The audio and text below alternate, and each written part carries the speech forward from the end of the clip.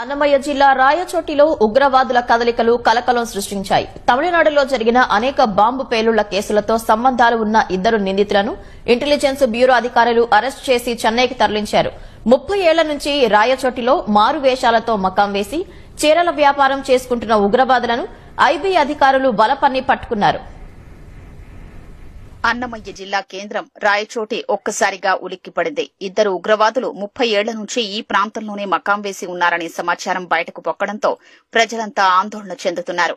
రాయచోటిలోని కొత్తపల్లి ప్రాంతంలో ఇళ్లు అద్దెకు తీసుకుని చీరల వ్యాపారం చేసుకుంటున్న సోదరులు అబూబక్కర్ సిద్దికీ, మహమ్మద్ అలీ తెర వెనుక భారీ బాంబు పేలుళ్లకు కుట్ర పన్నినట్లు ఐబీ గుర్తించింది. ప్రధానంగా 2011లో బీజేపీ అగ్రనేత ఎల్కే అడ్వాణీ రథయాత్ర సందర్భంగా మదురైలో బాంబులు పేల్చడానికి కుట్ర పన్నారు. రథయాత్రలో పైపు బాంబుతో పేలుళ్లు జరపాలని పథకరచన చేయగా నాడు స్థానికులు గుర్తించి పోలీసులకు సమాచారం ఇవ్వడంతో బాంబుల్ని నిర్వీర్యం చేశారు. 1995లో చెన్నైలోని చింతాద్రిపేట హిందూ మున్నానీ కార్యాలయంపై బాంబు దాడి కేసులోనూ ఇద్దరు సోదరులు నిందితులుగా ఉన్నారు. అదే ఏడాది పార్సిల్ బాంబు పేల్చిన కేసులోనూ 1999లో చెన్నై, తిరుచి, కోయంబత్తూర్, కేరళ ప్రాంతాల్లో వరుసగా 7 చోట్ల బాంబు పేలుళ్లు జరిపిన ఘటనలో వీరిద్దరూ ప్రధాన నిందితులుగా ఉన్నారు. 2012లో తమిళనాడులోని వేలూరులో డాక్టర్ అరవిందరెడ్డిని హత్య చేయడంలోనూ వీరిపై కేసులు ఉన్నాయి. 2013లో బెంగళూరు మల్లేశ్వరం బీజేపీ కార్యాలయంపై బాంబు పేలుళ్లు